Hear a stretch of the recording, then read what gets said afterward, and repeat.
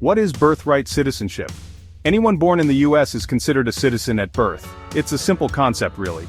If you're born on US soil, boom, you're a citizen. No ifs, ands, or buts. This derives from the Citizenship Clause of the 14th Amendment, which was added to the Constitution in 1868. The amendment states, "All persons born or naturalized in the United States and subject to the jurisdiction thereof are citizens of the United States and of the state wherein they reside." There are an estimated 14 million immigrants living illegally in the US, and their children, if born in that country, are considered American citizens. Can Trump do this?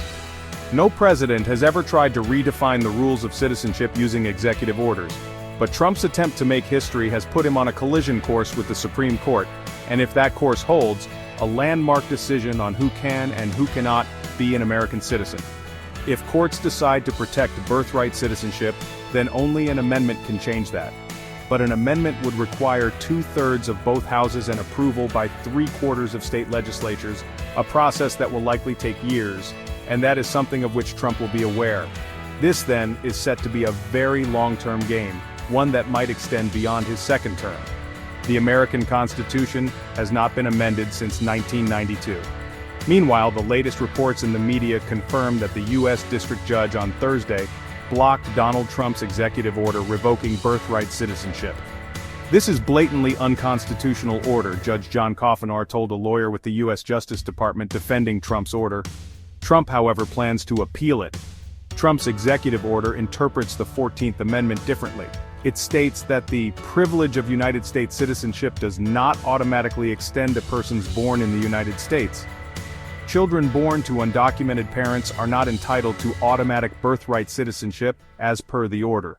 As per Trump's executive order, categories of individuals born in the United States and not subject to citizenship include: when that person's mother was unlawfully present in the U.S., and the father was not a U.S. citizen or lawful permanent resident at the time of said person's birth, when that person's mother's presence in the U.S. at the time of said person's birth was lawful but temporary, and the father was not a U.S. citizen or lawful permanent resident at the time. C-sections on rise as Indians in U.S. scramble to beat Trump's citizenship order. Trump's policy is also expected to shut the door on birth tourism, in which pregnant women travel to the U.S. to give birth, a popular option for Indians and Mexicans. After he was sworn in as the 47th President of the United States Monday, Donald Trump signed an executive order ending birthright citizenship, a 127-year-old amendment to the Constitution that guarantees American nationality to children born there, even if neither parent holds it.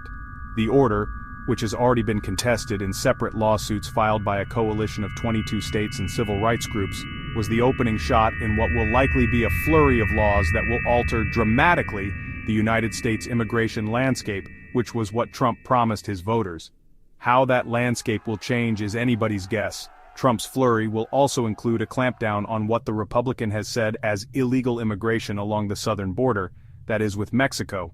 But one impact, on Indian families living in that country, specifically those on temporary H-1B or L-1 visas, which do not grant permanent residency, is already being felt.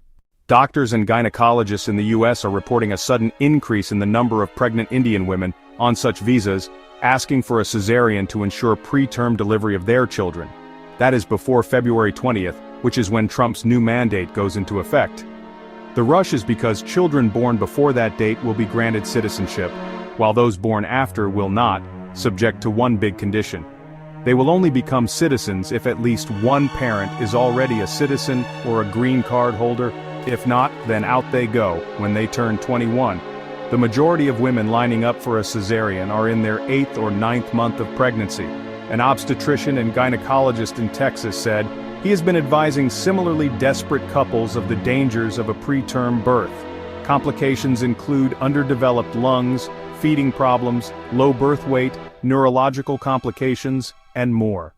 At the heart of this panic is the fact that Indians in the U.S. on H-1B or L-1 visas, of whom there are several lakhs, had anticipated being able to reside there for decades and have children, who would automatically become American citizens. But now that door is slowly swinging shut. This won't impact green card holders whose children can still, even after February 20th, be born as American citizens, But the waiting list for that oh-so-valuable piece of paper is long, very long. In fact, 1 million Indians are reportedly stuck in that queue, and there is no news about if, or when, many of those applications will be processed, and that list reduce. What it will impact is the children of Indians living on work visas, who will either have to self-deport, that is voluntarily return to their home nation, or apply for a visa to remain in the US. What it will further impact is the entire family, since many will naturally elect to return with their children. Trump has acknowledged this, saying, "I don't want to break up families," but also declaring, "The only way you don't is by sending them all back," suggesting there is no backdoor available. Whom does Trump's executive order apply to? This new interpretation of the 14th Amendment shall apply only to persons who are born within the U.S. after 30 days from the date of the order, that is after February 19.